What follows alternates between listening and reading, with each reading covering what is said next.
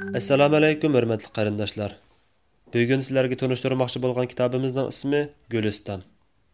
Avtori Shayx Sa'di. Tarjima qilguvchi Rahmatulloh Jari. Mas'ul muharrirlari Xo'ja Abdullah Osman Tiyibjan Ilyop. Paris xalqining 13-asrda o'tgan ulug' mutafakkur shoiri Shayx Sa'dining Guliston nomli mashhur asri yolg'iz Paris klassik adabiyotida eng qimmatli boylik va muhim yodgorliklardan biri bo'lib qolmasdan, balki jahon madaniyat xazinasidami o'ziga munosib hurmatli bir o'rinni egallagan. Guliston qofiyalik so'zlardan tuzilgan qisqa hikoyalar, hikmatlar, ibratli so'zlar to'plamidan iborat bo'lib, har bir hikoya oraliqiga muvofiq she'r misralari qistirilgan. 8 boblik bu nadir asarda shu zamondagi ijtimoiy turmushning eng muhim taraflari bo'libmi 13-asrdagi feodalizm jamiyatining turli qatlamlaridagi hayotning real manzarasi ajoyib to'liq suratlab berilgan. Adolat, insonparvarlik, vatanparvarlik, xalqni suyish, sadoqat, vafo, mehr-muhabbat, saxiylik, oliyjanoblik va boshqa go'zal axloq fazilatlar madhiyalangan. Qaloqliq, jaholat, riyokorlik, yolg'onchilik, aldamchilik, ochko'zlik, zolimlik va shunga o'xshash jamiyatdagi chirikliklar hajviy til bilan kaskin tanqid ostiga olingan.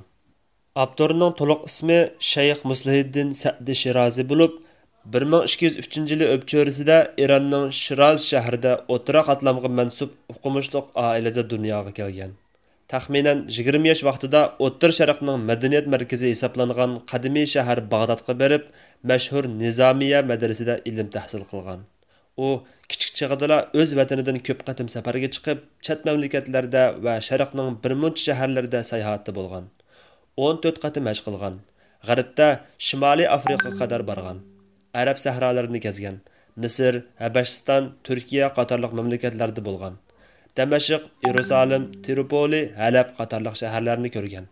Sharqda Afg'oniston, Hindiston, O'rta Osiyo rayonlarida safar ziyoratda bo'lgan. Elimizning qadimiy shahri bo'lgan Qashqarga kelib ketgan. Sa'di o'z zamonasida yuksak axloqning oliyjanob kuychisi, adolatning qizg'in himoyachisi bo'lgan edi. U dunyodagi qarama-qarshiliklarni, odamlar o'rtasidagi tengsizlikni cho'nqur tushunib yetgachga, bu qarama-qarshiliklarni o'z asarlarida donolik bilan aks ettirgan. U dunyoga, o'z vataniga, kishilarga muhabbat bilan qarashni targ'ib qilgan. Xalqlarning qarindoshligi va barobarligini yoqlagan. Shoir taxminan 1292-yili 90 yoshida vafot bo'lgan. Tövəndə sizlərə mushu kitobdagi bu buyuk shoirning vatanimizda o'tgan kunlarini yozgan parchasini sizlar bilan o'rtoqlashmoqchiman. Hikoyat.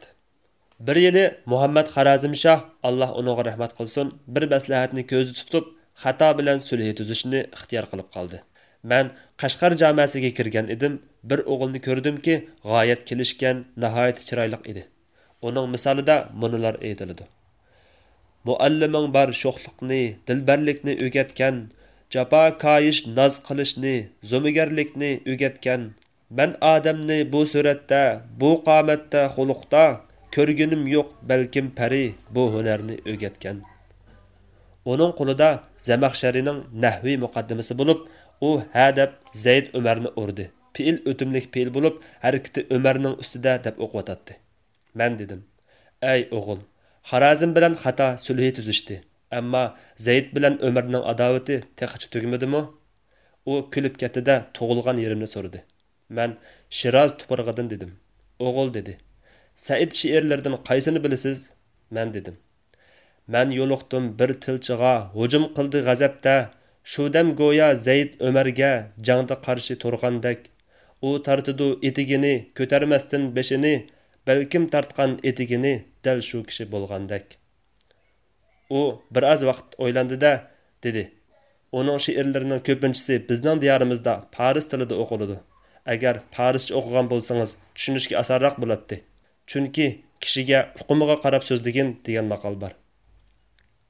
Men dedim: "Tabiating qilsa havas nahviga, dilimizda o'rin yo'qdir savrga. Senki oshiq ko'nglin olding Said bilan, biz banit sana sen Umar ham Zayd bilan." Atsi degan safarga atlanmoqchi bo'lib turganimizda birisi uningga: "Heliq kishi Said bo'ladi" deb aytib qo'ygan bo'lishi mumkin. u qishimga aldirab yetib kelib mehrivonlik ko'rsatib ketdi va afsuslanib, "Nemishqa shuncha vaqtdan buyon men Saidi deb aytmaysiz? Ulug'larimizning qadam tajribaga tashakkur bildirish uchun xizmat kamarini bog'lagan bo'latdim", dedi.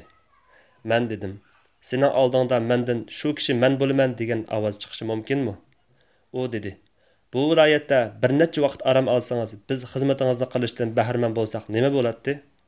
Men dedim, "Buni bir hikoyaning sababi bilan turolmayman. Ko'rdim men tog' ichida danani, g'arg'a tang qilmabdi bu dunyoni. Kirmaysan shaharga nechun dedim, g'am tugun ketatdi tamon dildin. Dedi ko'p shaharda pari ruxsar, lay ko'paysa pilmu shuncha patar." Men shu so'zni aytgandan keyin bir-birimizning yuz ko'zidan so'yishib xo'shlashdik.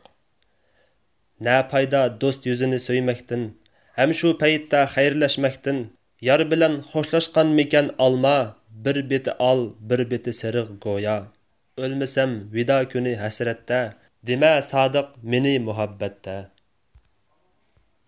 Hurmatli qarindoshlar, qonunimizga a'zo bo'lib, texmi ko'p kishilarning foydalanish uchun ham baharlashni unutmag'aysizlar va tunishtirishni xohlagan kitoblarni ostiga inkas shaklida qoldirib qo'yg'aysizlar.